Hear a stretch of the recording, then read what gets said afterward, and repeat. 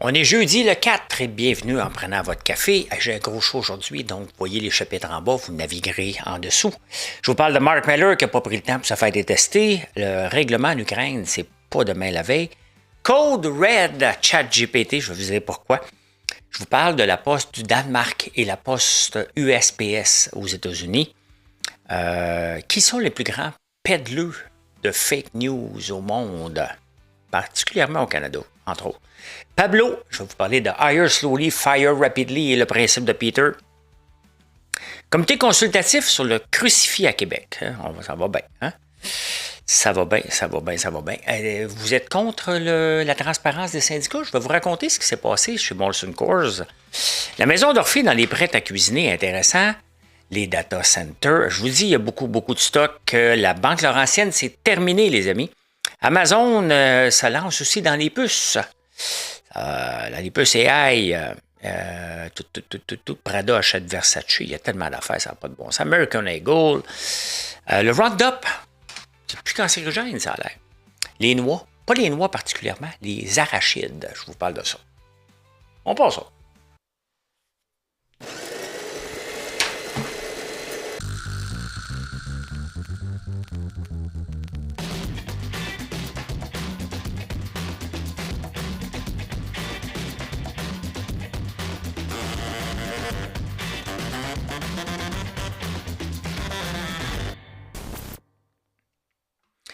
C'est parti, mon kiki. Cette fameuse kiki-là, c'était qui? Kiki? Pour ceux qui me suivent depuis très longtemps. Là, mettons que ça fait 25 ans que vous me suivez. Là, mettons.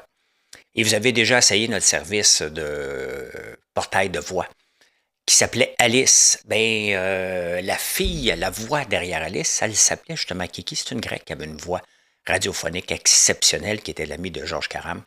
Donc, je ne sais pas si toutes les... Je ne sais même pas si c'était son vrai nom. On l'appelait Kiki. Mais elle avait une voix exceptionnelle. Mark Miller, sa voix n'a pas pris de temps à faire jaser au Québec. Mark Miller, c'est le nouveau ministre de la Culture. Qui a souvent été mis dans l'embarras dans le passé avec le ministre Trudeau. Et Courtney qui essaie de se faire des amis au Québec, je ne sais pas s'il regrette déjà. Mark Miller dit il n'y a pas de déclin. Arrêtez de politiser le déclin du français au Québec. Il n'y en a pas de déclin. Il y en a un déclin du français. En pourcentage. 64% des gens parlent à la maison. Là, je pense, il y a deux chiffres là, que j'ai mélangés, mais il y a un déclin. Est-ce qu'il y a un déclin en pourcentage ou il y a un déclin en nombre absolu?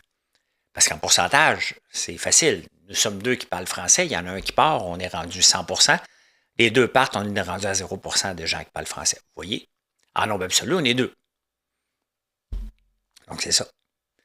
Est-ce qu'il y a vraiment une baisse du français en nombre absolu? Et est-ce que les lois en place, et c'est ça qu'il faut regarder, est-ce que la loi 101, la loi sur l'affichage, aide ou non? C'est ça que Mark Miller dit. Je ne prends pas sa défense pantoute. Là. J'essaie de regarder d'un œil plus froid, parce que je ne fais pas partie d'un parti politique, bien évidemment, d'un œil plus froid sa déclaration. Une déclaration non politiquement correcte, mais au point de vue purement analytique, est-ce qu'il a raison ou pas? Est-ce qu'on devrait continuer à politiser tout le temps le déclin de la langue française? Est-ce qu'il y a vraiment un déclin en nombre absolu? Je n'ai pas tous les chiffres. Là. Je pourrais faire un show juste là-dessus. Là. Mais c'est ça qu'il faut regarder. Et alentour de nous, est-ce que nous, on utilise l'anglais en premier lieu? Est-ce que l'anglais est la langue internationale? Est-ce qu'il faut apprendre l'anglais ou faire comme Pauline Marois et Louise Arel arriver en poste de direction puis pas être capable de parler un mot anglais non plus? Donc, il faut voir le vrai déclin de l'anglais. Maintenant, on a des demandeurs d'asile qu'on ne peut pas refuser. Est-ce que le Québec en reçoit trop? Peut-être. On a déjà fait un bon pas vers la francisation de tout ça. Mais, il ne faut pas s'attendre à ce que le Québec parle 100% français. Là, à un moment donné, ça commence à faire consanguin un peu. Là, fait que, bref, il s'est mis les pieds dans les plats. Il n'y a peut-être pas tort à 100% non plus. T'sais? Peut-être pas tort. Il y a eu beaucoup de pourparlers ces derniers jours avec un règlement en Ukraine. Et on espère tous que Trump va arriver à la fin de la semaine, puis parce qu'il y a une rencontre en Europe. On espère tous que Trump va arriver puis il va avoir un deal. Il n'y en a pas de deal. Il n'y en aura pas non plus. J'ai espéré. En lisant les journaux ce matin, j'ai perdu espoir. Parce que l'Europe a dit, ouais, ben là, il va falloir serrer à vis à la Russie, puis si la Russie ne veut pas collaborer, il va peut-être penser d'aller un petit peu plus fort en frappe. Et qu'est-ce qu'il a répondu, Poutine? OK. L'Europe veut commencer la guerre, je suis prêt. Il n'y a rien à faire. Toutes les fois que j'espère, je me dis tout le temps, il n'y a rien qui va se régler tant que Poutine va être vivant. Là, il y a certaines personnes qui vont m'écouter. S'il n'est même plus vivant, c'est son clone. Mais Elvis est encore vivant. Fait que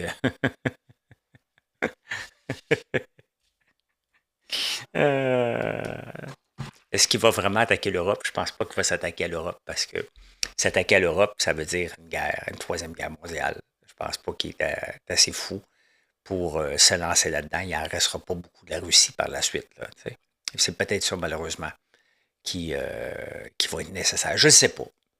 Je ne souhaite pas ça du tout, mais je suis un peu tanné qu'on pompe de l'argent sans fin et que c'est toujours le même conflit, puis il ne lâchera jamais tant qu'il n'y aura pas un morceau qui va être cédé à la Russie. Est-ce que l'Ukraine est prête à ça? Est-ce que le monde est prêt à ça? Et c'est-tu le commencement de la fin? Ça veut dire qu'à chaque fois qu'une guerre va être commencée, tant qu'il n'y aura pas un morceau de pays, il ne lâchera jamais le morceau. Est-ce qu'ils veulent recréer l'URSS, mais sous une seule forme? T'sais, vous voyez que c'est pas si évident que ça non plus. Là. ChatGPT est là depuis 3 ans. Il y a eu plusieurs bébés depuis ce temps-là. Hein. Gemini, il y a eu Grok, Meta AI, que j'utilise presque pas. Là, Claude pour la programmation, que j'utilise jamais parce que je ne fais pas de la programmation à temps plein. Et ChatGPT répond à mes besoins de programmation. J'écris mes textes à la main. Je prends le temps d'écrire mes textes moi-même. Je les fais corriger par ChatGPT pour faire un sens. Il ne faut pas que j'oublie que je suis un TDAH. Et des fois, faire du sens entre les phrases n'est pas ma force. Ça, c'était la force à Marilyn, quand on écrivait des livres ou un ghostwriter. Je ne suis pas devenu un écrivain, même si j'écris des textes depuis toujours. Avant, j'utilisais Antidote pour me corriger et je me relisais 100 fois. Maintenant, au nombre de statuts qu'on doit faire, j'utilise ChatGPT. Et des fois, ChatGPT met des tirets. Puis il y a toujours quelqu'un qui me dit « Hey, tu ne devrais pas mettre des tirets. Tout le monde le sait que tu écris tes textes avec ChatGPT. » Je n'écris pas mes textes avec ChatGPT. Je l'utilise. Et si ChatGPT décide de mettre des tirets pour que ça soit plus lisible, les fins finaux qui disent « Hey, tu utilises ChatGPT, dis-le pas à personne. » Je pense qu'on est rendu 3 ans plus tard. Et arrêtez de penser arrêtez de faire croire aux gens qu'on n'utilise pas les outils d'intelligence artificielle, que ce soit pour les photos, les vidéos et les textes. Ça serait d'être hypocrite et d'être stupide de ne pas l'utiliser pour avancer plus vite. Pour s'assurer que lorsque vous lisez quelque chose, ça fasse du sens. Si je veux faire un storytelling, si je l'utilise puis je dis fais des liaisons entre les phrases, rends ça harmonieux, tu sais, je peux passer une journée complète à faire soit une photo. Les puristes vont faire ça. Moi, je n'ai pas le temps. Je dois avoir un 80-20, dire que c'est beau. Puis les textes, je me force à tous les textes. Et s'il y a des tirets dedans, je ne suis pas gêné. Je ne suis plus en train de justifier si j'utilise ou non l'intelligence artificielle, puis il faut arrêter de toujours être fâché. T'sais. Si vous ne l'utilisez pas 3 ans après, là, puis vous n'utilisez pas soit Gemini ou un autre, à un moment donné, vous mettez dans le trouble. Si je peux produire autant de contenu puis avancer autant que mon entreprise, c'est parce que l'intelligence artificielle, moi, j'ai sauté dedans puis je les utilise toute la gang. D'autres plus que moi, que d'autres. Là. Mais en parlant de ChatGPT, Gemini a pris des vraiment grosses parts de marché. Et dernièrement, j'ai fait moins de vidéos avec Sora, l'engin de ChatGPT. Pourquoi? Parce qu'il fait des erreurs. Faut que tu te reprennes 6-7 fois pour réussir à avoir une bonne vidéo. Les voix sont mélangées. Le rendu n'est pas ce qui devrait être, au moins 80-20. Des fois, ça ne fait aucun sens, plus ma face qui est là. Donc, c'est rien de parfait non plus du côté de Gemini. Et si je veux faire une photo 16:9, c'est impossible. C'est possible, mais si je pars d'une photo normale, je fais moi un format YouTube thumbnail, ça ne marche pas pantoute. Donc, ils ont toutes leurs limites. Mais Gemini commence à prendre de plus en plus des parts de marché. Et ChatGPT, qui n'est pas encore à la bourse, ne peut se permettre de se faire dormir le pion. Fait que là, on dit, on va se calmer sur les nouveaux produits et on va mettre l'emphase sur ce que les gens utilisent le plus, le chatbot, qui est niaiseux depuis qu'on a eu 5.1. Donc, vous voyez, il faut que la base fonctionne avant de passer à aller vers autre chose. C'est un peu comme mon entreprise. Avant de me lancer sur les marchés internationaux, on va commencer par être capable de livrer le Québec comme il faut. Vous allez être bien fiers de moi la minute que je prends des parts de marché à pu finir, mais je ne suis pas capable de livrer vos colis ou offrir de la qualité. Vous allez débarquer, qui est mon marché premier, là. Ben, c'est ça. Le marché premier de ChatGPT, c'est le chatbot. Hein? Hey, deux choses dans les postes. USPS, la poste aux États-Unis, a investi, attention, vous pensez qu'on est débile ici, là? On est assez débile aux États-Unis aussi. Tout ce qui est géré par les fonctionnaires là, et les syndicats, plutôt, désolé. 3 milliards pour l'achat de 612 camions électriques. Là, vous dites, pas si pire, hein? Non, c'est 4,9 millions par camion électrique. Pas des gros camions, là. Des petits camions, là. Petits camions de rue, là. 4,9 millions par camion. Dans un marché en déclin, là, USPS. Là. Oui, ils livrent des colis, mais dans la livraison de poste, ça va moins bien. Et en parlant de livraison de lettres à la maison, on aime ça, le Danemark. On se compare tout le temps au Danemark, à la Norvège, à la Suède. Mais il faut regarder aussi qu'est-ce qu'ils font. 31 décembre 2025, le Danemark arrête totalement les livraisons de lettres à la poste. Totalement.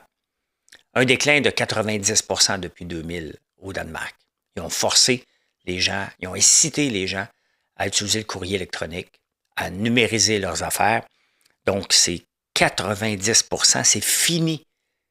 Il n'y a pas de raison il faut continuer à servir les Autochtones, les personnes âgées, les personnes éloignées. Fini, NII. Ils vont livrer des colis, mais plus de lettres. Tu vas envoyer une lettre, tu l'enverras par un courrier spécial. Mettons, ici, un GLS. Là. Le Danemark, c'est 1500 personnes sur 2600 qui sont mis dehors. Donc, ça serait l'équivalent d'à peu près, si on regarde la grosseur de Post Canada, qui sont 50 000, qu'on n'a toujours pas les détails de l'entente. Là. Mais tu sais, j'ai hâte de voir le gouvernement. Quand tu regardes ce qui se passe un peu partout, tu ne peux pas signer une entente à 5 ans où tu ne coupes pas de poste. Là. La poste, la livraison des lettres à la maison devrait être terminée ici aussi. Ça prend du courage. On n'a pas de courage ici. On est dans la complaisance constamment. Constamment. Donc, on dépense comme des enragés aux États-Unis. C'est les payeurs de taxes qui payent ça en passant là, aux États-Unis. Comme nous autres. La marque a décidé c'est assez. Fini. Ça n'a rien de continuer à investir dans un marché qui est en déclin comme ça. N'importe quelle entreprise qui perdrait 90% de son marché aurait pris cette décision-là aussi. Les pédaleurs de fake news, et ça, c'est intéressant. Vous savez, moi, je suis un adepte du libre marché. Laissons le marché se régulariser. Laissons le capitaliste être fou, puis laissons le capitaliste nous offrir des bons prix, des mauvais prix, et laisser libre cours à la concurrence. Donc, c'est pour ça que j'aime pas tellement la gestion de l'offre. Et pourquoi la libre marché n'a pas bonne presse? Parce qu'il y a des gens comme moi qui en parlent, qui sont un peu du côté droite de l'échiquier. Mais moi, je n'ai pas de budget. Le gouvernement, à chaque fois qu'il fait une annonce par rapport à la gestion de l'offre, par rapport à la gestion des loyers, par rapport à l'investissement pour contrer ci, contrer ça, il dépense en publicité. Donc, il se fait de l'autopub. Donc, il se fait une fausse fake news en la payant, qui souvent n'est même pas amenée à terme. Donc, il s'autopaye des fake news, et c'est Milton Friedman qui dit ça. Ben donc, c'est intéressant. C'est pour ça que le libre marché n'a pas bonne presse. Il n'y a pas de marketing autour.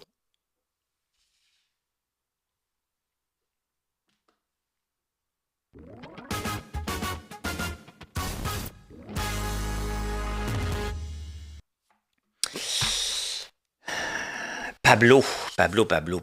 Moi, j'ai écrit un livre, L'entrepreneur, c'est difficile, point. Et dans le livre, un des chapitres, c'est Hire slowly, fire rapidly. Le principe de Peter, tout le monde atteint son niveau d'incompétence.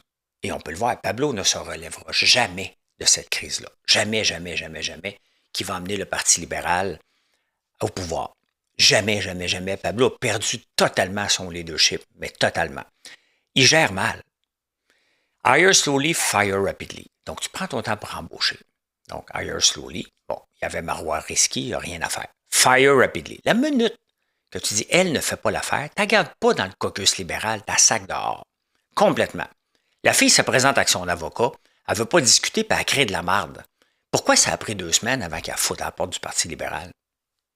Parce que c'est une vedette. Il aurait pu l'expliquer. Voici comment ça se passe dans une équipe. Marois Risky n'a jamais été une personne d'équipe. Elle est peut-être une superstar, mais c'est une superstar qui s'en va dans son coin tout seul.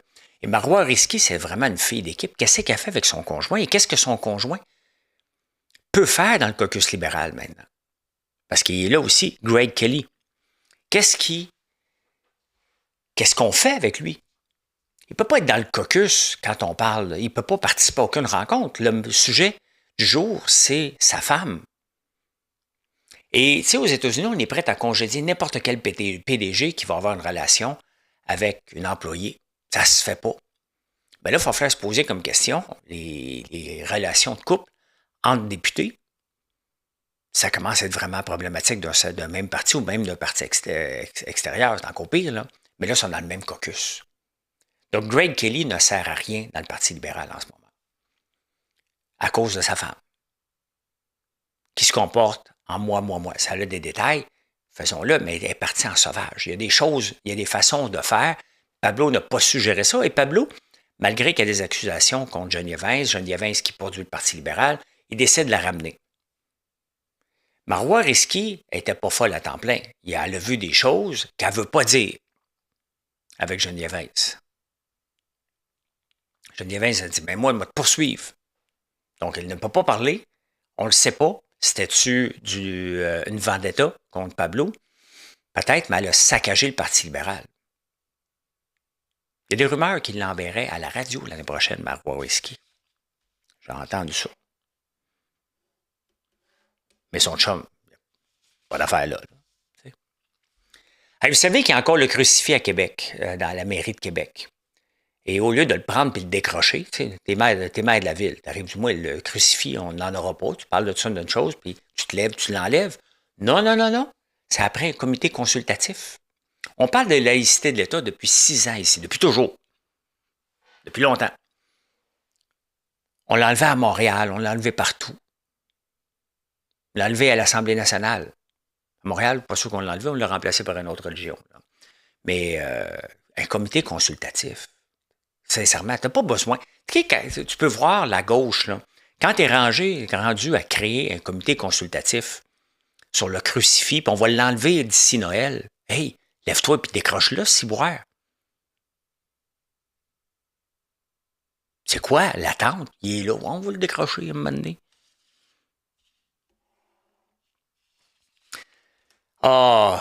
Mais Magali Picard, Senneville et tous les syndicats qui sauvent les veines sur la transparence, puis c'est épouvantable, puis on va créer le bordel au Québec. Ouais. Pendant ce temps-là, il y a un patron d'un syndicat de Molson Coors, Patrick Aitken, je sais pas.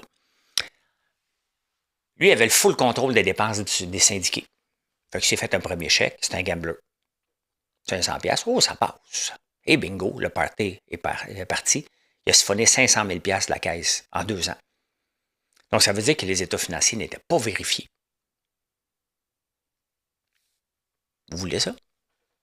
Vous êtes allé dans la rue, les 50 000 qui sont peut-être plus 5 000, 8 000, dans la rue pour être contre la publication d'états financiers, vérifiés, de s'assurer de mettre des règles comptables qui ont de l'allure à l'intérieur des syndicats. Regardez les abus. On parle d'abus de vote, mais regardez, vous êtes fait voler. Il y a combien de syndiqués qui se font voler comme ça? Si ça marche une place, le mot se passe ailleurs rapidement. Là. Des pick-up qui sont achetés. Vous voyez comment vos dépenses sont partout, puis les 2 autres débiles qui vont, tout le monde en parle, disent, ben là, si on fait ça, il va falloir augmenter les cotisations syndicales.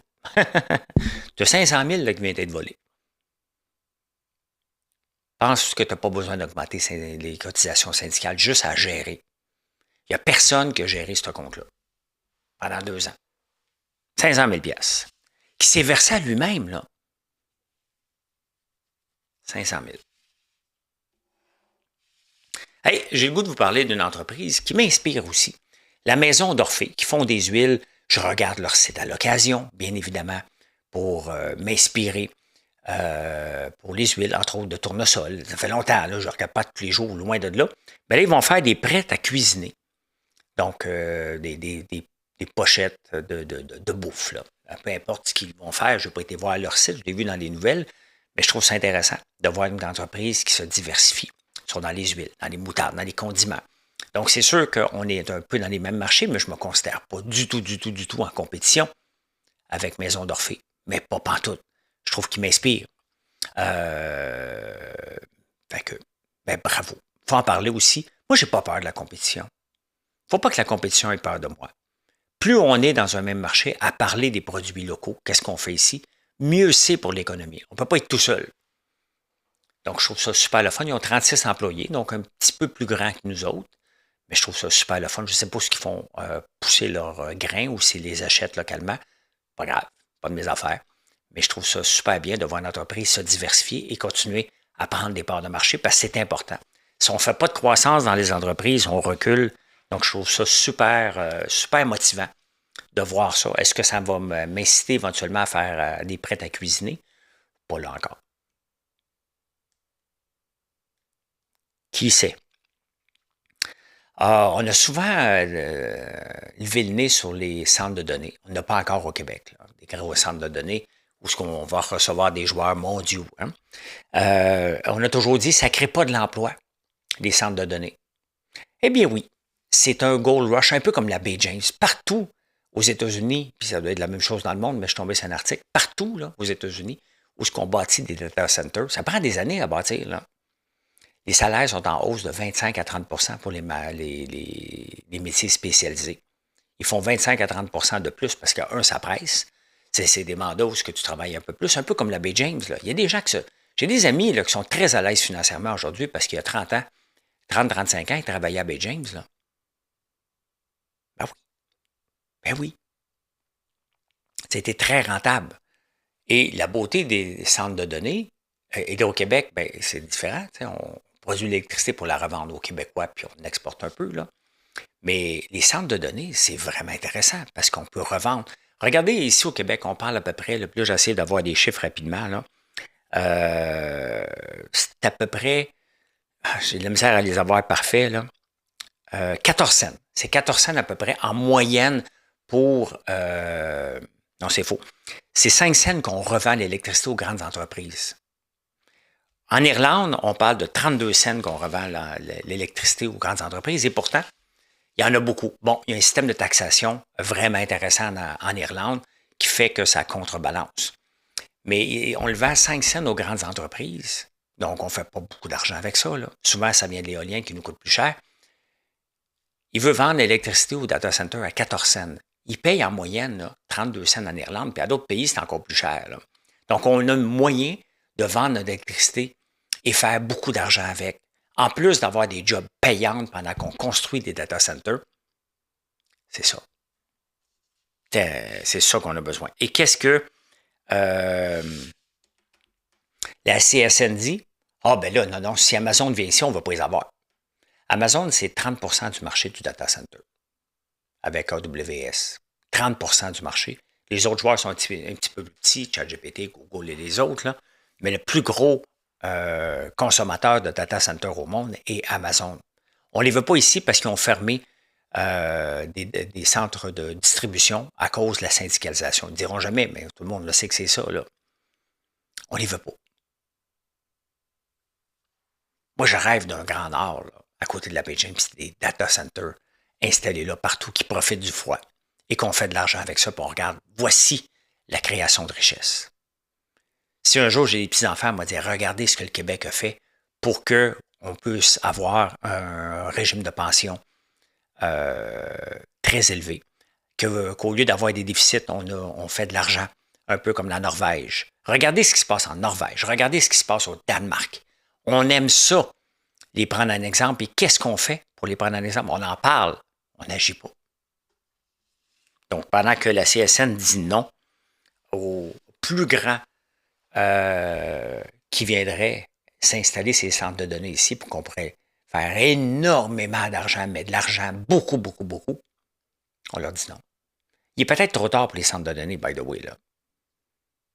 Avant de construire un centre de données dans le Grand Nord, là, puis avant que quelqu'un nous dise oui, on parle peut-être de 10 ans, là, 15 ans. Pas fait, là.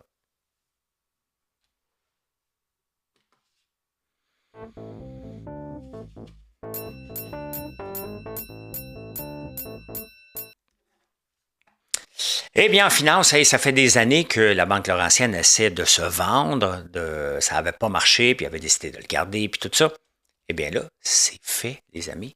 La Laurentian Bank est vendue. Si vous aviez des actions de la banque Laurentienne, ben vous avez 20 de plus. L'offre d'achat est à 40,25.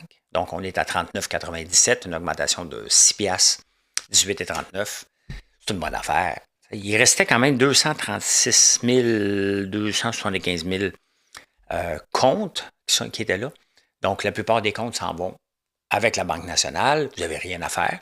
Et après ça, il y a une autre partie de prêt qui s'en va avec une financière. Pas important le nom de la financière, je ne m'en souviens pas. Mais c'est splitté comme en deux. Donc, les comptes et les prêts personnels avec la Banque Laurentienne nationale.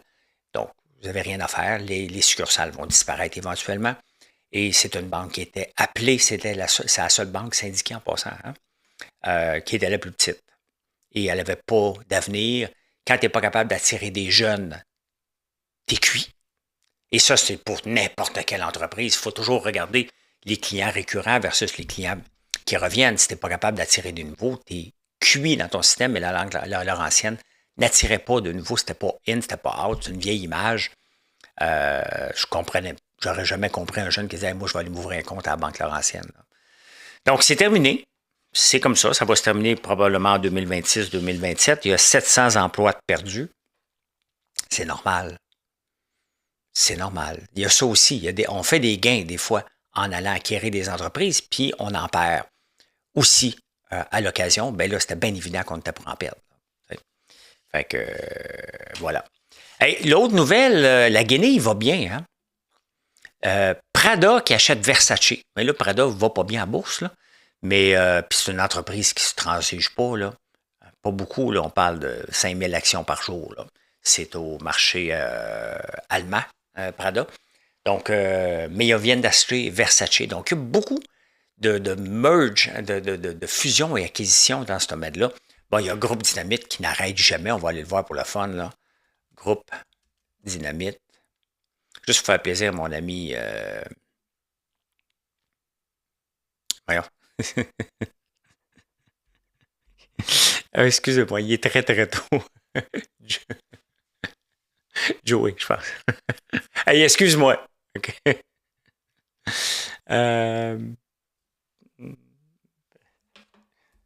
Je déteste ça. Un peu. Parce que j'ai des amis.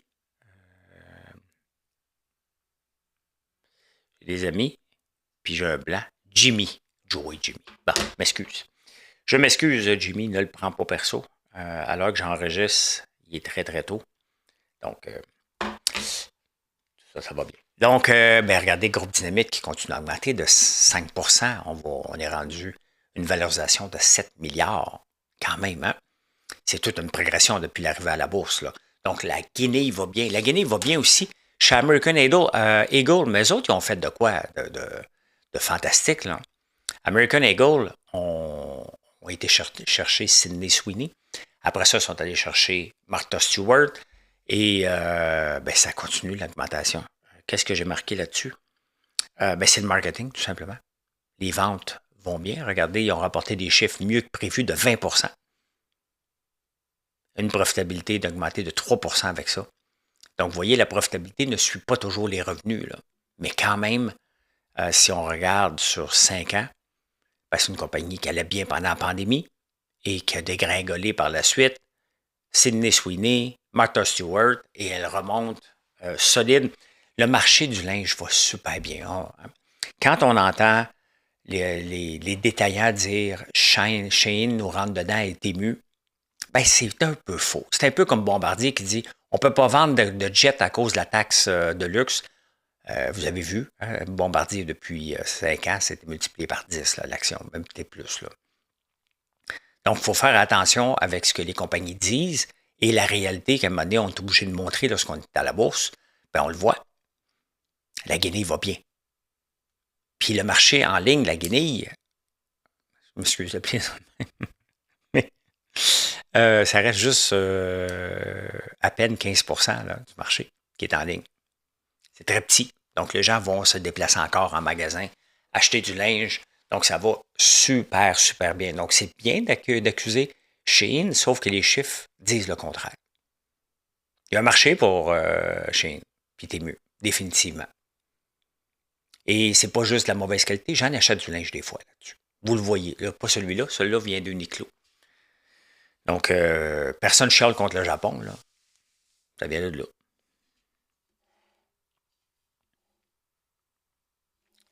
C'était cette semaine, c'est le début des banques canadiennes. On vient de parler de la banque Laurentienne qui est achetée par la Banque nationale, mais regardez la Banque Scotia qui rapporte aussi des chiffres intéressants. Il bat le marché. Puis, si la Banque Scotia bat le marché, bon, on espère que toutes les autres banques vont battre le marché. Vous voyez la Banque Laurentienne, donc ça va avoir un impact cette semaine sur le TSX qui devrait monter parce que, regardez, la Banque Laurentienne, on parle d'une augmentation de 2% en une seule séance. Ça a bien été. Si on regarde le TSX, ben là, il a baissé, là, mais on va voir dans les prochains jours comment il va se comporter. Les mines puis l'or a baissé, fait que c'est normal un peu. L'or a-tu baissé? On va aller voir. On va aller voir ça. L'or.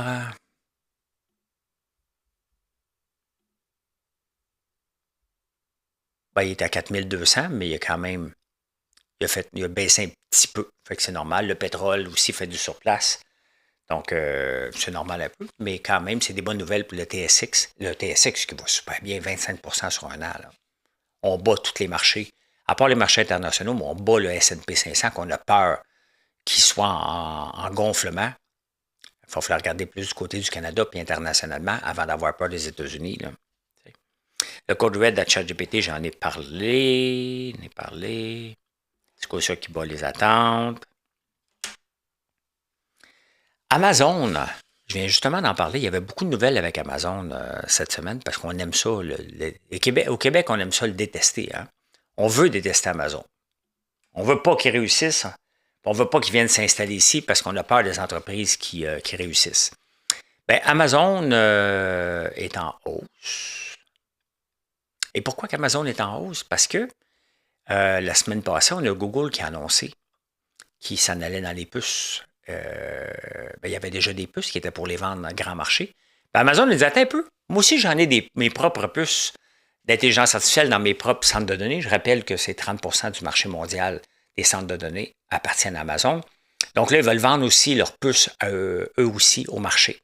Donc, ça fait de la pression pour NVIDIA, mais le marché est en demande. NVIDIA ne plie pas pantoute. Là.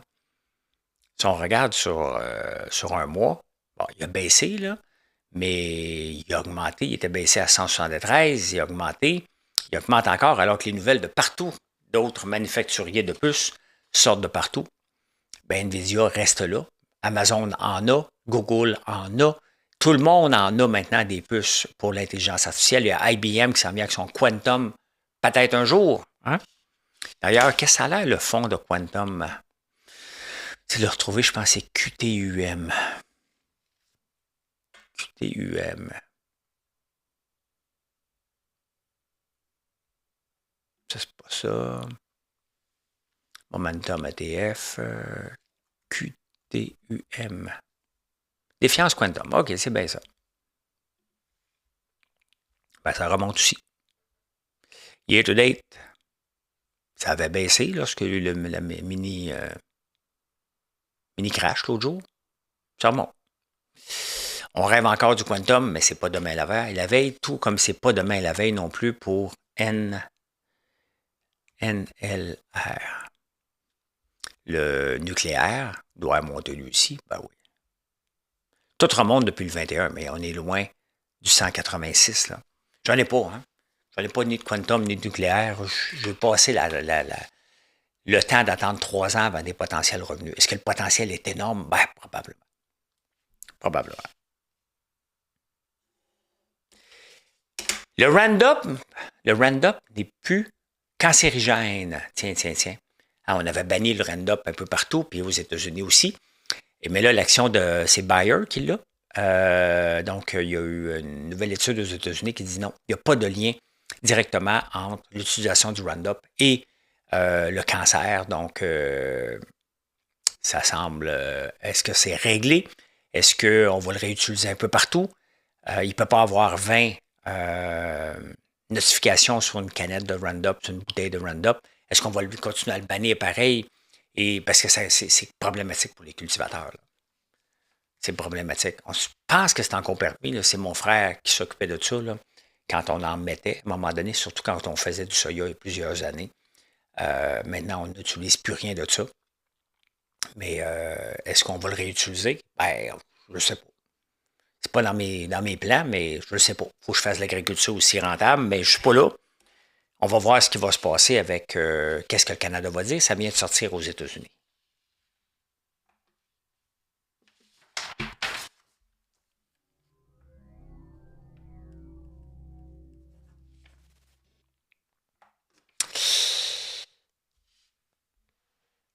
Qu'est-ce que j'ai marqué?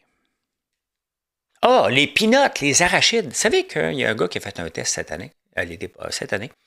Il a planté des arachides au Québec et ça a fonctionné sous plastique. Et c'est quelque chose que je veux regarder, une petite parcelle. Je suis un environnement sans doigt, donc je ne peux même pas rentrer ça. Et je ne peux pas utiliser mes machines non plus. Donc, je vais voir comment je pourrais en planter que pour faire des tests. On va vous tenir au courant si ça pouvait marcher ou non. Hein? Parce que je veux faire de l'huile d'arachide. Éventuellement au Bénin. Je peux le faire ici. Ben, on va le faire ici. L'huile d'arachide qui est excellent pour la cuisson. Hein? La friture, je veux dire. Ben, si tu en manges 60 grammes par jour non salé, après 16 semaines, tu vois une augmentation de la matière grise de 4,5 %. Ils n'ont pas dit, par contre, si l'étude devait fermer TikTok, parce qu'écouter TikTok en journée longue, ça t'en enlève un peu, je pense, de matière grise. Moi, je vais vous donner un gros secret. J'emballe aucun cadeau. Ou très peu. Je commence, puis j'abandonne. Ça ne me tente pas. Souvent, j'arrive chez la mère à Marilyn, puis c'est elle qui va envelopper les cadeaux. Je vais l'amener en campagne, c'est ma soeur Véronique qui va le faire. Eux autres, ils ont la patience. Bien, de festif à cauchemar, après 16 minutes. Une nouvelle étude, des études sérieuses, ont découvert que les gens, après 16 minutes d'emballer des cadeaux, ça devient une tâche, sont en crise, puis ils n'ont plus de fun. Pantoute. Peut-être qu'ils devraient prendre du lait de poule. J'ai vu du lait de poule à l'avoine l'autre jour. Je n'ai pas acheté. Je trouve ça bon, moi. Bien là, ce que je peux dire quand même, c'est ceci. Pas au travers. Il y avait tellement de nouvelles que j'ai été obligé de laisser de côté que je vais reprendre pour demain parce que là, à un moment donné, je ne peux pas vous parler pendant 1h30. Là. Merci d'être là. Merci de venir nous voir, françoislambert.one. Merci d'être patient. On est en train de récupérer le retard des commandes avec le long week-end. On devrait récupérer ça d'ici vendredi et être prêt pour le dernier gros blitz qui nous attend. Donc, passez une excellente journée.